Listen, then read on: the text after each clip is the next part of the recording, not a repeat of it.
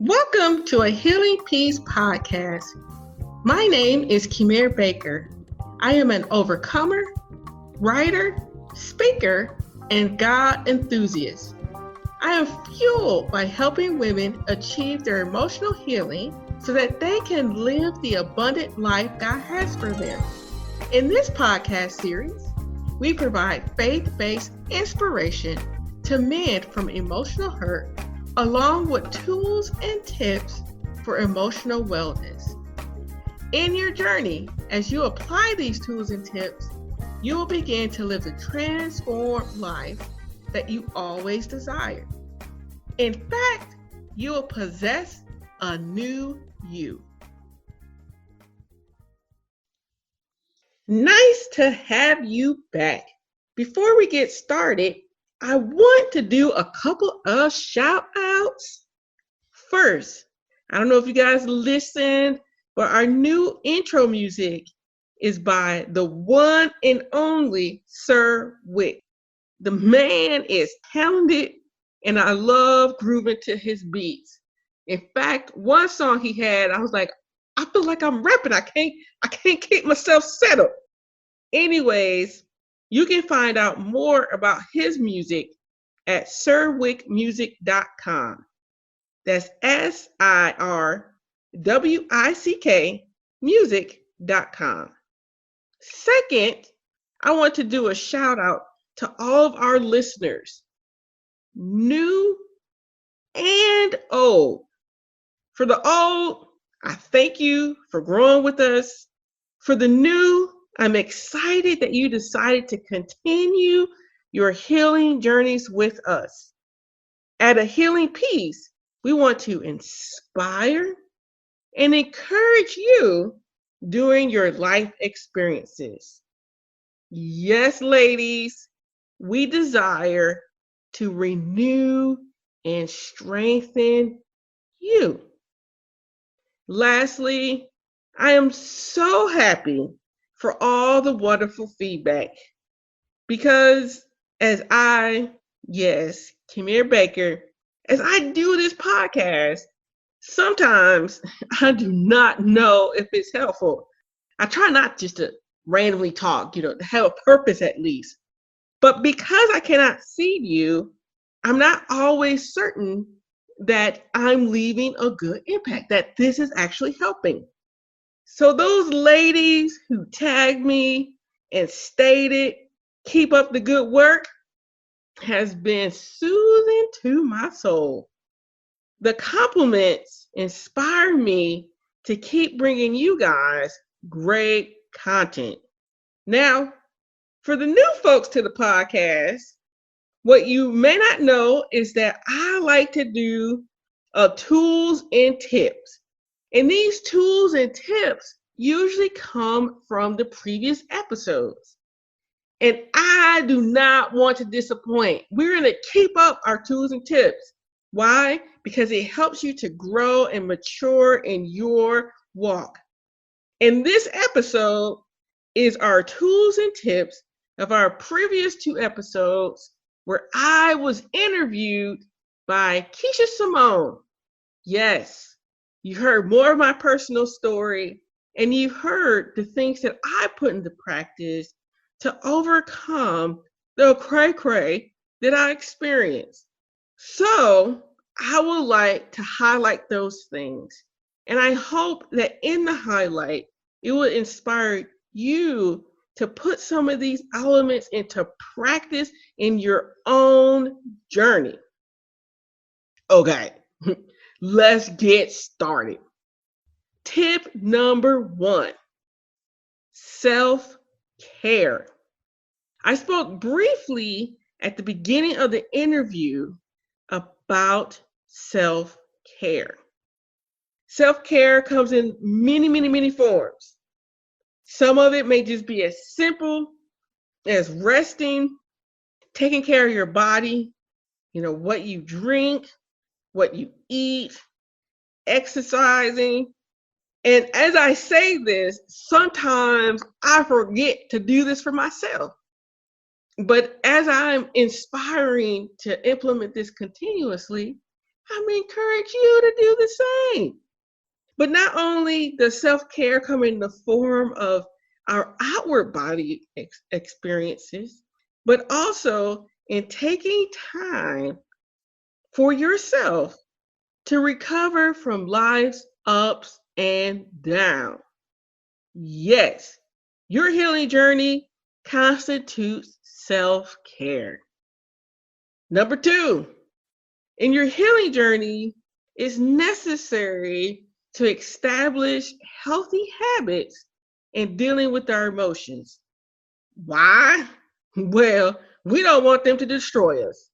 It's so crucial to identify and seek additional support for those emotions that we may tend to stuff. You know, we're not meant to carry these burdens internally. Another tip is finding your worth. This is so key as you heal from emotional wounds. When we do not fully grasp or understand our worth, we allow others to tell us. And you know what? Usually, what people think pales in comparison to how God views you and how you were created. Also, when we don't know our worth, man, do we develop some toxic relationships. We end up getting in relationships that tell us what we're worth, and it's usually nowhere near the truth.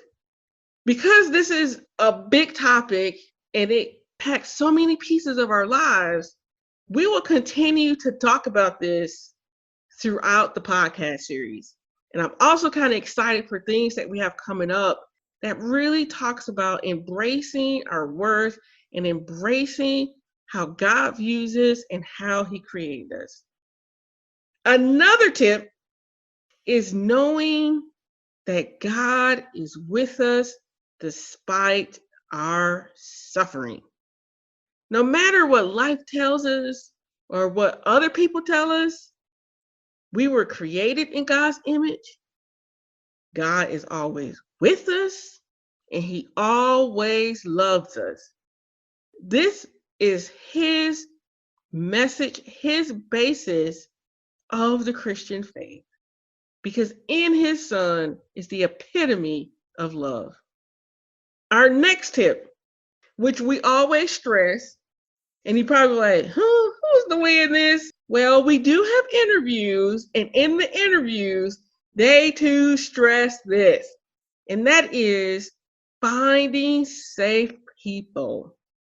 I know that most of us have experienced some kind of hurt, some kind of wounds from people, but despite those negative experiences, there are still some positive people who can support us as we heal. They provide the human reflection of God's love, mercy, and grace. Yes, ladies, find these safe people. At ahealingpeace.com, we have listed in our resources section Safe People by Cloud and Townsend. Please go to ahealingpeace.com and pick up a copy. All right, here's another tip: journaling. An overcomer's tool is journaling. Journaling helps in so many ways. It allows us to bring clarity to our feelings and emotions. It helps us to articulate what is truly happening in our innermost being. Yes, all of that just from journaling. Okay, I'm still going. There was still good stuff in that interview. And in fact, in the interview, I spoke about my abuser. The interviewee, which is Keisha Simone, no, I was the interviewee, correction, and she was the interviewer. And she was surprised that I did not bash or speak harshly about the person. And initially one may think, oh, you're in such denial and you must agree with what the person did. No, never. I would never say that. Not at once, not at all. So I want to take this moment to clarify my statements. Yes, abuse has long-term problems associated with it. It did for me, and thus we're here talking and growing and maturing together. And if you had similar experiences, I stress, and I mean I stress, that the person's behavior is never acceptable, condonable, or that it was your fault. Never. But what you hear in the interview is that through therapy and healing, I was able to no longer allow trauma to own my life. I exposed it so that I can live. Any abuse or poor treatment does not have the power or the right to tell you or me that I am not worth living or having a good life. So, ladies, the tip is simply expose the pain with the right people. I'm not talking about somebody you just randomly be on in the grocery store, which that did happen to me once. And I was like, whoa, this lady told me just a little bit too much information. And, and sometimes it's not even that best friend, but expose the pain to the people who have the tools to get you to the next level so that you can diminish the power that trauma produces. Yes, trauma should not dictate the rest of your life. Now, I've been talking for a while. If you haven't been paying attention, I've given you 7 tips already. Now, we on tip number 8. Yes, number 8. And number 8 is allowing God to transform your suffering into healing. To do this, find ways to make God accessible and tangible in your life. For me, it was digging deeper into His Word and believing what He says about me. I needed to reiterate what God says and not the minister who's trying to make me feel guilty.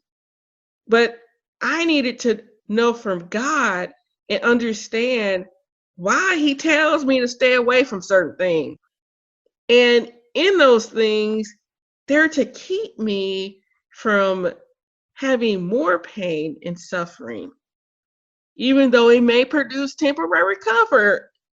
But long term, it produces a reliance on something that is temporary and usually causes more harm. Which that kind of leads me into tip number 9, which is overcoming the fears that keep you trapped in the comfort that is causing more destruction. Instead, find safe and healthy habits. Now, ladies, we done made it to tip number 10. It's the last tip, which is do the work. Overcoming requires investing, consistency, and continually working the previous tools and tips that I just described. As I state this, some days will be good and some days will just be bad. It just be like terrible. And sometimes you might have a bad week. You might actually have a bad month. And as I make that statement, what comes to my mind is, and I'm pretty sure, hopefully, most of you guys have heard that statement, that Rome was not built overnight? Yes.